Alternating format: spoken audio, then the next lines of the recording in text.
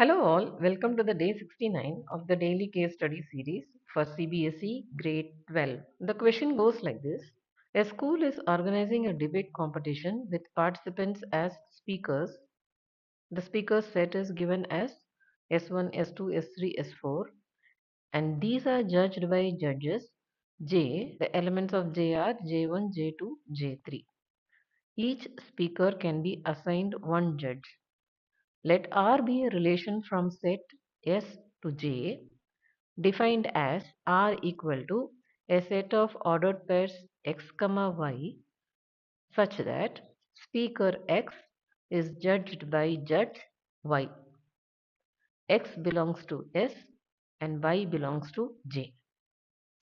Based on the above, answer the following. Question 1. How many relations can be there from S to J? Number of relations is equal to 2 power p into q, where p is n of s, which is 4, q is n of j, which is 3. Number of relations is 2 power 4 into 3, which is 2 power 12, that is 4096. So there can be 4096 relations from S to J. Question 2. A student identifies a function from S to J as f is equal to S1, J1, S2, J2, S3, J2 and S4, J3. That is S1 is judged by J1, S2 is judged by J2, S3 is judged by J2, S4 is judged by J3. Check if it is bijective. For a function to be bijective, it has to be 1, 1 and onto. First, let's check whether this function is a one-to-one function. The main criteria for a one-to-one function is every element in S must have a unique image in J. S2 and S3, they both are being judged by the judge J2. That is, S2 and S3 are mapped to the same judge,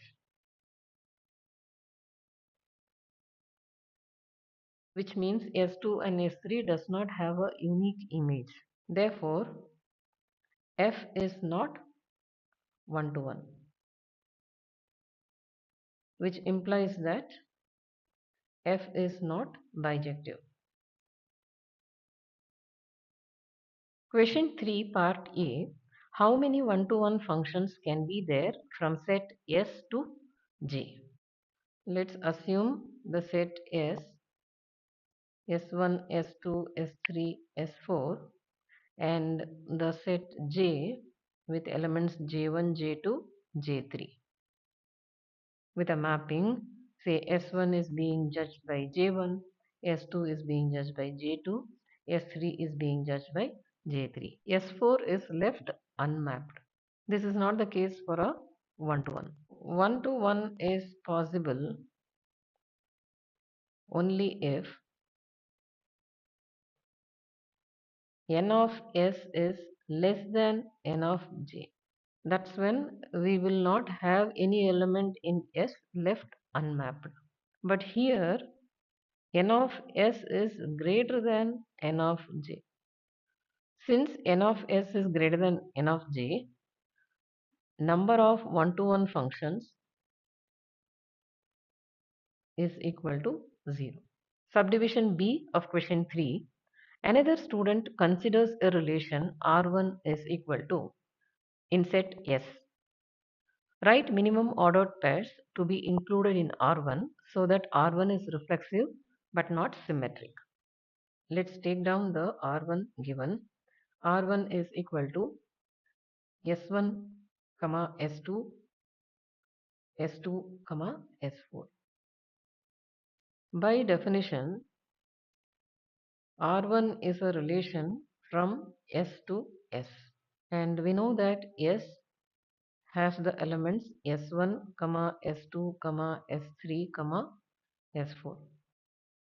To make this as reflexive, we have to introduce S1, S1, S2, S2, S3, S3, S4, S4.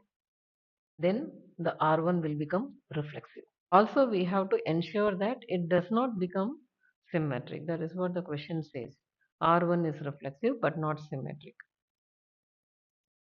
So we will ensure that it's not becoming symmetric. So let's see the case of S1, S2. We don't have a S2, S1. For S2, S4, we don't have a S4, S2. Therefore, R1 becomes reflexive when we introduce these four ordered pairs. If you found this video helpful, don't forget to like, share and subscribe to my channel Math with Meenakshi for more smart learning videos. See you all with another case study question tomorrow.